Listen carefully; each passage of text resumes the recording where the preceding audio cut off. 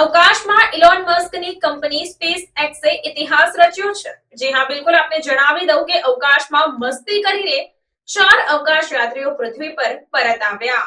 Elon મસ્કની company space એક્સે અવકાશમાં ઇતિહાસ રચ્યો છે। આ પહેલું ખાનગી અંતરિક્ષ મિશન હતું જેને સફળતા મળી છે।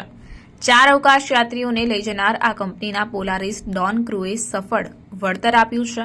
તે શનિવારે બપોરે લગભગ 1 વાગે ફ્લોરિડાના ટોર્ટુગાસ કોસ્ટ પર લેન્ડ થયું હતું। આ દરમિયાન ભારે સુરક્ષા વ્યવસ્થા કરવામાં આવી હતી। આ 5 દિવસીય મિશન 10 સપ્ટેમ્બરે લોન્ચ કરવામાં આવ્યું હતું। આ મિશન દરમિયાન 2 અવકાશ યાત્રીઓએ સ્પેસ વોક પણ કર્યું હતું। આ ઝુંબેશનું નેતૃત્વ ફિનટેક અબજોપતિ જેરેડ ઇસાકમેન દ્વારા કરવામાં આવ્યું।